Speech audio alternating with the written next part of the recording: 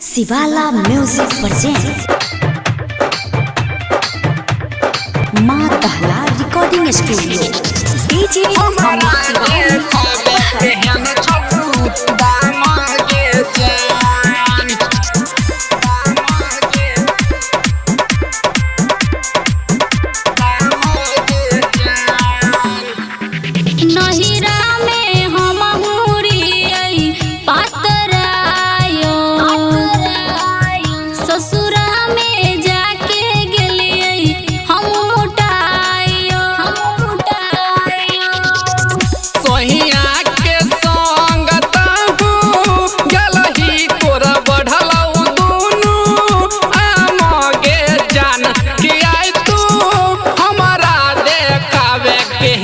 दाम के जान किया है तू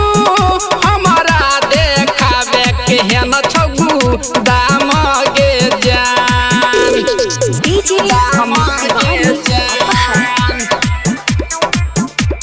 माँ दहला रिकॉर्डिंग स्टूडियो हमारा देखावे के है न छगु दाम के जान पहलू का हसो तोहरा छौ बढ़िया की गई भेलो खराब हे गई ऊपर उठा बहियो तब किया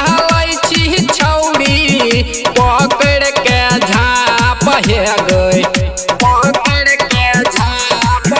पियावा के जियई धान रे अब चलत न तोहर मन रे सोइया के संगत हूँ गलही तोरा बढ़लाउ दुनू आम गे जान किया तू हमारा देखावे के है न छगु दाम गे जान किया तू हमारा देखावे के है न छगु दाम गे जान बुझली के माल दाम गे जान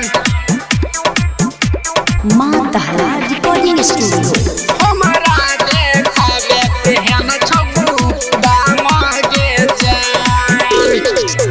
सब दिन छुबी छादी तोहर हम ही गए कलियो जवान हे गए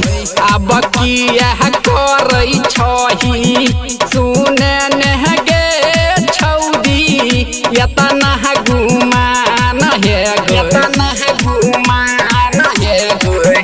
कोना के कहियो तोरा रे छोरई नहीं अब तू कोरा रे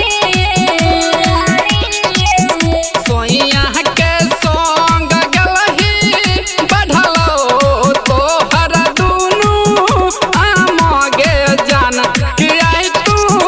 हमारा देखावे के है न छगु दाम गे जान किया तू हमारा देखावे के है न छगु दाम गे जान बुझली के माल माँ दहला रिकॉर्डिंग स्टूडियो किसान चौक सुपौल।